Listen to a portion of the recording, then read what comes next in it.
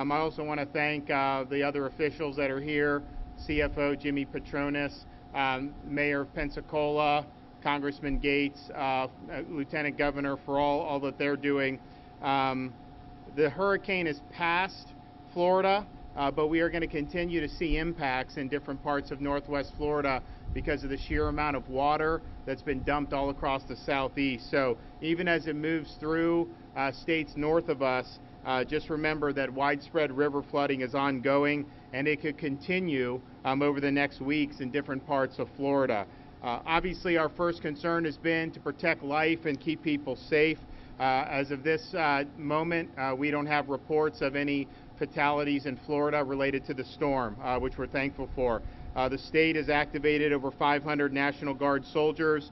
We have helicopters, high water vehicles. They've already performed more than 100 rescues. Of course, you've also had local first responders that have done many rescues as well, and they've done a great job. We also have our Florida Fish and Wildlife Commission with 50 Special Operation Group members deployed. They've made rescues of 20 individuals thus far. We have Florida Highway Patrol troopers on site. Urban search and rescue teams from around the state have been deployed here, and we've also sent 43 ambulances in the area to support 911 operations. And so I want to thank everyone that's been a part of that. Obviously, as issues come up with anyone's safety, they're going to be there and able to respond, and being safe is the number one thing. If you're in an area that still has standing water, be very careful of that. Don't try to drive through high water. Understand that power lines could be down in it as well. Power, though, is a major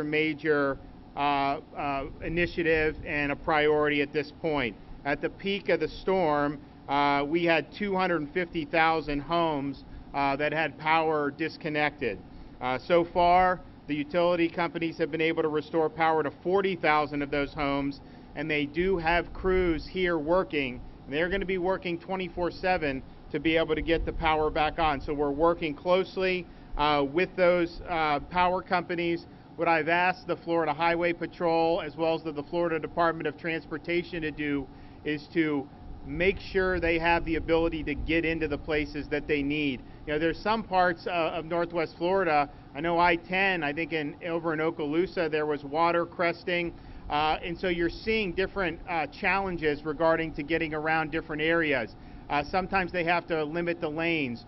Just understand, if you're somebody that is just kind of going out to drive, now may not be the best time to do that. It's really slowing down being able to get all the utility trucks where they need to be. But I've asked Florida Highway Patrol, I've asked Department of Transportation, do whatever you need to do to get those trucks in because we want to get power on as expeditiously as possible. It's some of these are not easy to do, particularly if you have flooding and the way it can impact some of these lines. So we believe time is of the essence to get everyone in. Our Division of Emergency Management here is deploying more than 200 generators of all sizes, some for things like traffic lights, other to assist with big multi-story buildings. We also have 100 pumps deployed into impacted areas to assist with power outages and flooding. We're also deploying 50 trucks with light towers to support power restoration and traffic movement during the overnight hours. You know, some of these, I asked one of the power companies, yeah, it seems like because it wasn't as windy, we don't see as many down power lines, but actually some of the power lines are in wooded areas, so even small trees and limbs can bring down some of these lines. So when you're doing that around the clock, you really do need to have those light towers. Also, we have had one assisted living facility in Santa Rosa County without power, and we're assisting with the evacuation of 85 residents to a sister facility. This is the only medical facility currently requiring evacuation.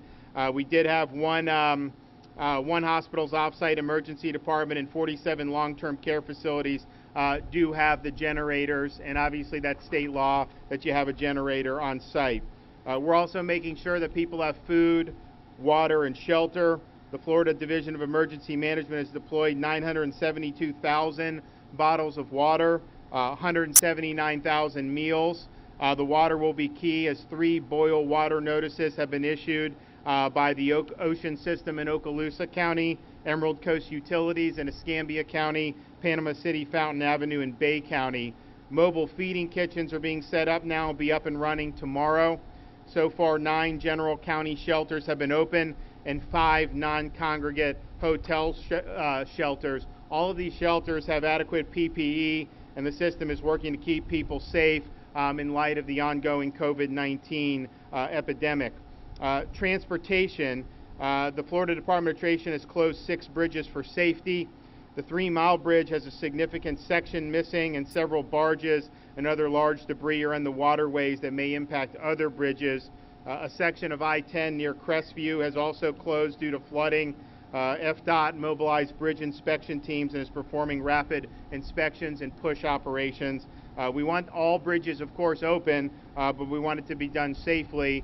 We do have the Secretary of Transportation in Florida looking at the damage, particularly the 3 Mile Bridge. We understand how important that is for folks getting to and from different parts of Escambia County, and so it's a priority. At the same time, there's some structural damage, and so it makes it a little bit more challenging when you may have to rebuild major parts of the bridge. And so he's going to look at that, his team, provide an assessment, and what I'd like to do is tell him, go as fast as you can to get it going, but then also just let the people here know, here's the time frame that we're looking at, and we don't necessarily know what the time frame will be right now. We're also having our Department of Education work with schools that are impacted so that they can figure out the best way to make up for lost time. We've also have, through the Department of Economic Opportunity, the Business Damage Assessment Survey to allow businesses to report those impacts. We are here as a state to support Northwest Florida, and I can tell you, having spoken with the White House and members of FEMA, Homeland Security, federal government's going to be here helping as well. They already are. The Coast Guard's done a lot already. So we have all hands on deck. We want to make sure to continue to keep people safe, rescues if needed, get that power back on, and then of course we're going to look at the damage, the people that may have lost homes. We want to get them to a safe place.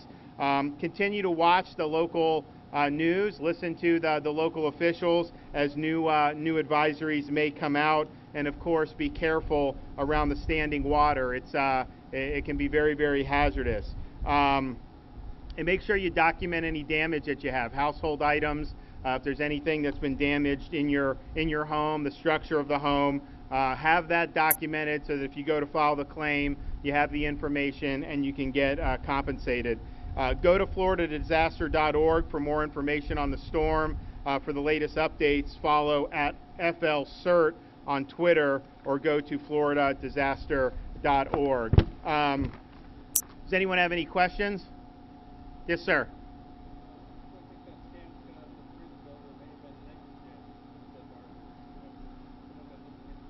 So the question is the owner of the barges, was there negligence involved? Yeah, the FDOT is looking into that.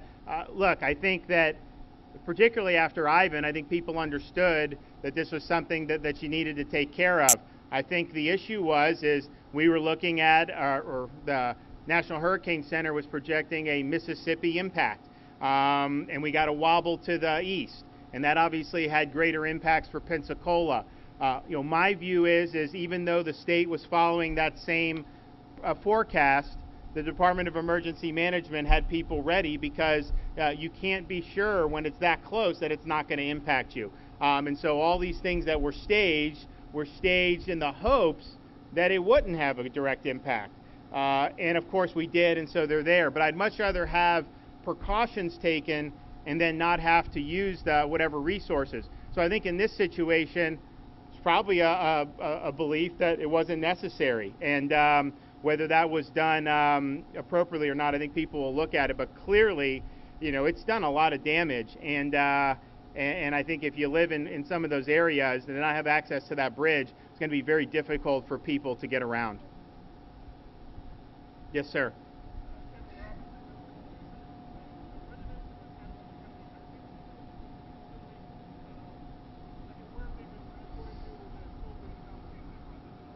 So the question is about the assisted living facility.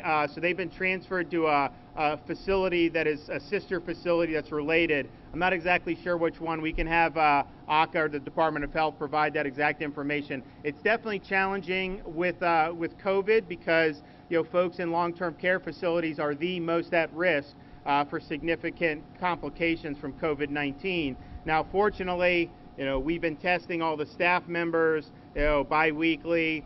They've obviously got PPE. They have a lot of resources now at their disposal. Federal government's provided over $100 million to different types of elder care facilities. And so it does make it more challenging, but I think this is something that they've been dealing with for a long time. And so I think they have the tools that they need to be able to handle it safely. Yes, sir.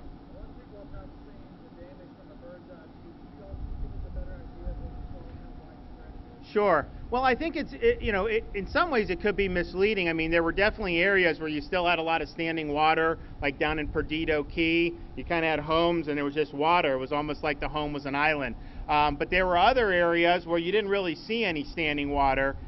So from the bird's eye view, you think, well, maybe they didn't get damaged. The problem with that is the water comes up, it really can damage the home, and then it may have already receded. So there may have been some of those homes we were going over where we didn't see any standing water, but you may have had really significant damage. And so I think you're going to have to really just get boots on the ground to get the to full impact of what happened. Clearly, there were definitely still some areas where it was obvious that you had some major flooding. There were other areas which, from the bird's eye view, I don't think probably did full justice to the actual damage that we saw inside the homes. I mean, when these things go, it comes and it does recede, but if you have a foot of water inside your house, the damage doesn't just recede. I mean, the damage stays there, and I'll bet you're going to see that in different parts of both the Escambia and Santa Rosa counties as people start to look more and more at this. But we are now going to go to have a meeting at the Emergency Operations Center. We've been in contact with all the local leaders, from the beginning, and we'll continue to work. I don't know if we're going to I think the FEMA administrator may be here in a day or two. Hopefully some other federal officials will be here as well. And we just want to be able to move forward in the way that's most helpful. But I would just remind people, we are seeing different parts of Northwest Florida